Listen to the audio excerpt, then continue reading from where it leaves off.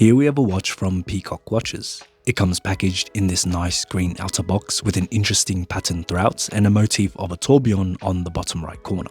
The main box has a large brushed plate on top with their logo and an image of their classic series timepiece, and the box itself is solid with a matching green lacquered finish. Open it up and we continue that green theme with an inner lining that is soft to the touch. On top is the watch and a tray, and this can be lifted to reveal a second compartment, where you'll find a pouch with your user manual and warranty card. Everything feels extremely well made here and has a premium presence about it. It definitely offers a luxury unboxing experience, and I like that the presentation is cohesive, maintaining the same green color in all aspects. For the watch itself, this is the Peacock Ocean Wing Tourbillon Diver in green. It has a case diameter of 44.5mm, lug to lug of 51mm, and a lug width of 22mm. The watch has a thickness of 11mm with 300 meters of water resistance and a screw-down crown, and offers 48 hours of power reserve from its SL5811 caliber. The best thing about this watch is its build quality. Many people will be hesitant and reluctant when it comes to Chinese watches, but a watch made in China doesn't mean it's a watch made poorly, and this Ocean Wing is a clear example of that.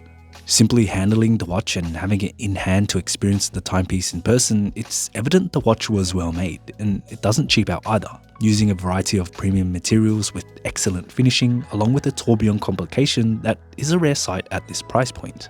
Now, the Peacock Ocean Wing is coming in with a price tag of $2,799 US, which is on the very low end of the spectrum for a tourbillon watch, but it's still a considerable amount for those in the market for a watch. So let's dive in and see what the Ocean Wing Diver has to offer. Starting with the dial, the Ocean Wing has a fine grainy texture with a gradient effect that demonstrates a smooth transition from black edges to a green center. The effect of the dial is nice and, in a way, emphasizes the purpose of the timepiece, portraying a descent into the depths of the ocean as you peer closer to the bezel, which plays a crucial role in diving in general. Surrounding the dial is a black recessed ring with markings for the minutes, and its sunken design casts shadows that allow it to blend in well with the gradient pattern, and I find it furthers that notion of advancing deeper into the ocean, so I'm a fan of that detail. Its hour markers are polished and applied and follows the traditional diver layout with the exception of the 5, 6 and 7 markers, where they're omitted for a cutout for the tourbillon complication. This window is framed by a ring with black markings for the seconds and is finished with circular brushing for a matte sheen that contrasts the dark palettes of the dial, boosting its legibility.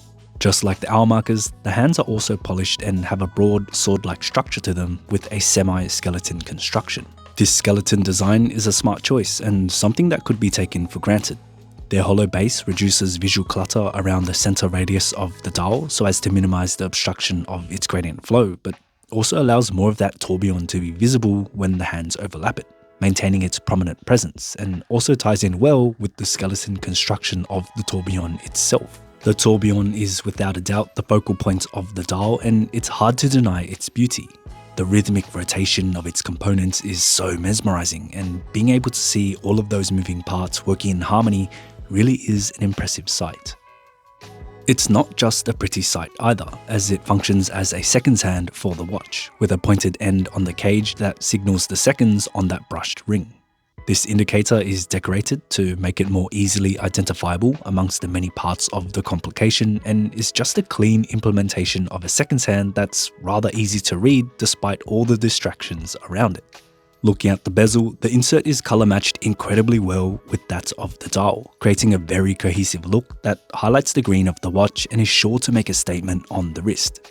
This bezel uses a sapphire insert with a subtly rounded shape, which looks fantastic, but also gives it a softer appearance and helps it stand out. The bezel is unidirectional with 120 clicks, and the action feels crisp with solid clicks that have a satisfying sound and tactile feel. The teeth of the bezel are positioned at each 5-minute interval, and they have an interesting shape to them, taking on a broad, boxy form that's easy to grip. The markings on the insert, as well as the hour markers and hands on the dial, are lumed with green superluminova, and it's effective, providing great legibility in the dark when you need it. However, the lume on the bezel will fade a lot quicker and isn't as bright as the hours or hands, and there won't be any lume for the seconds, so that's something to keep in mind. The case of the watch for me is where Peacock really flexes their ability to create quality timepieces. It's constructed with 904L stainless steel, similar to that of Rolex, and is machined with impressive precision. The case has many transitioning edges and connecting lines, all of which are clean and sharp with surfaces that feature superb finishing. On the top of the lugs, we get fine vertical brushing, and on the sides of the case, we get a change to fine horizontal brushing, which work in tandem to accentuate the shape of the lugs themselves and emphasize the crispiness of the case lines. Just below the bezel, the case incorporates a polished chamfer the whole way around, interrupted by the lugs and boxy crown guards, which are also polished on the top and underside. The implementation of the lugs and crown guards presents a disconnected look that allows for the many lines and facets on the case to form and matches well with the structure of the bezel. The whole composition is reminiscent of the 50 Fathoms, but has its own unique design choices that really give off a combination of circular yet boxy appearance that gives the Ocean Wing an aggressive and modern edge. The watch comes strapped on a black FKM rubber strap with a signed tang buckle that's polished on the top surface with brushed sides and brushed angular lip. This rubber strap has an interesting configuration towards the lugs with rounded protrusions that afford it added bolstering and give the strap some shape to flow with the multitude of lines found on the case. They also have openings between them, creating a vent-like appearance that actually function like vents, providing airflow into the wrist when worn, but also help to make the strap more flexible at the lugs. On the wrist, the strap feels great, and I definitely notice the added flexibility from those vents, as it doesn't feel stiff at all. Even on my 6.5-inch wrist, the watch feels comfortable and sits surprisingly well for its size, thanks to the curvature of the lugs.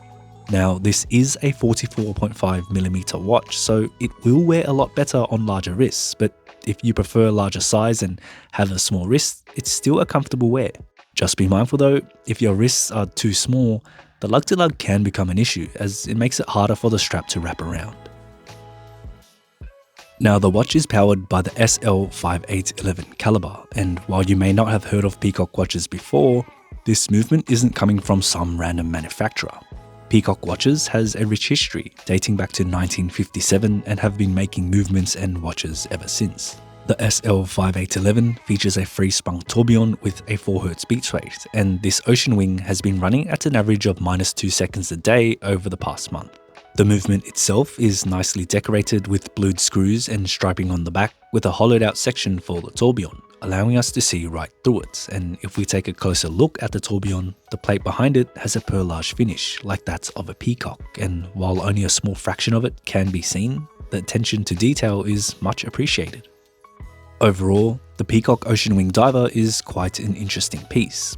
It's not every day we see a dive watch with a tourbillon, especially not at this price point, and while it has some familiar stylistic choices, it incorporates a lot of nuanced details that make it different and showcases its craftsmanship.